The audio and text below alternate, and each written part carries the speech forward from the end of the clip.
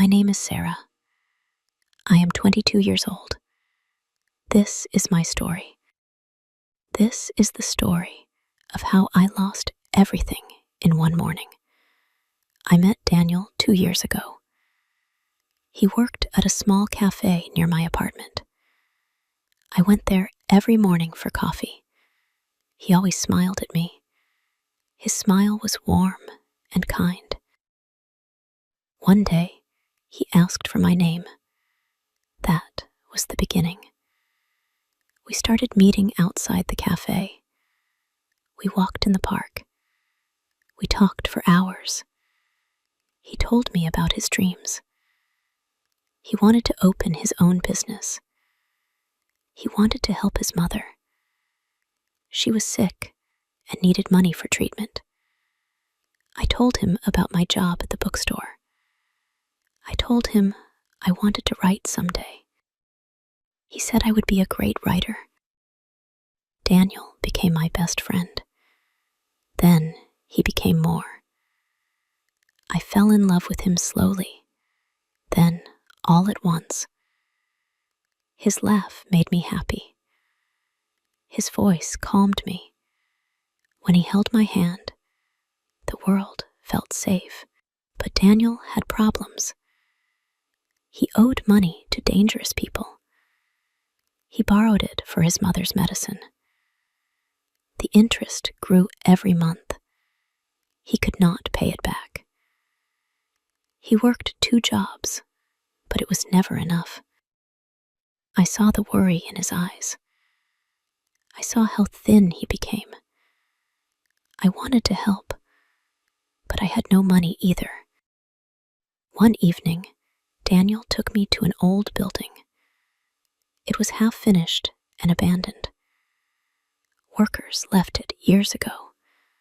We climbed the concrete stairs to the top floor. The city spread below us like a blanket of lights. We sat on the last step together. The air was cool.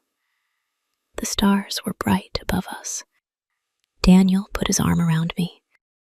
We talked about the future. I said we could move to another city.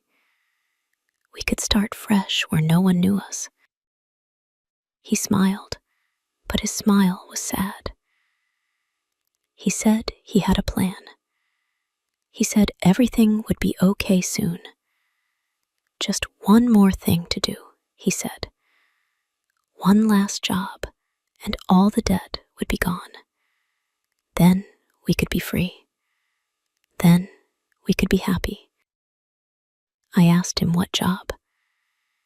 He did not answer clearly. He said not to worry. He said to trust him. He kissed my forehead, but I did not understand why. I should have asked more questions. I should have held him tighter. I should have known something was wrong. We stayed on that last step for hours. We did not want the night to end. Finally, he walked me home. He hugged me at my door. He told me to meet him at the building tomorrow morning.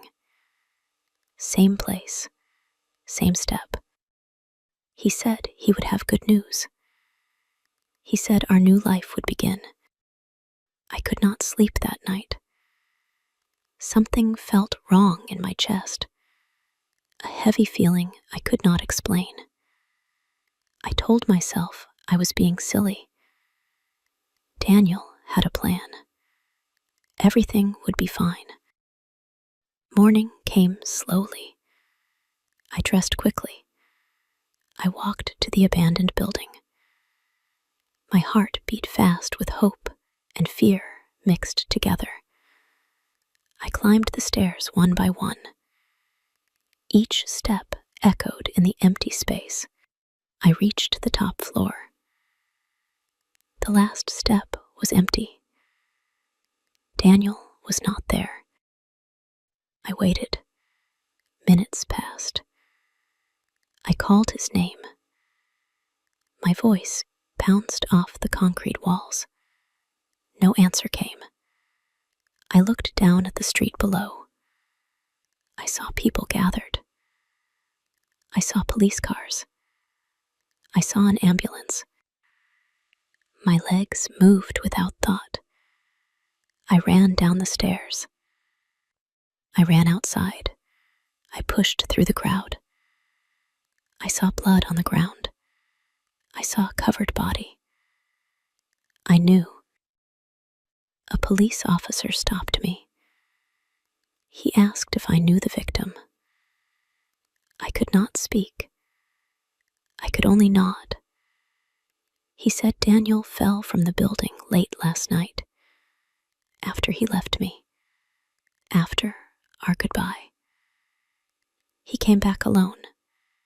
He climbed to the top. He jumped. They found a note in his pocket. It was for me. The officer gave it to me. My hands shook as I opened it. The words were simple. Daniel wrote that he loved me. He wrote that he could not escape the debt. The dangerous people threatened to hurt me if he did not pay. He could not let that happen. So, he chose this. He thought his life insurance money would save his mother and keep me safe. He was wrong. There was no insurance. There was only death. I fell to my knees on the pavement.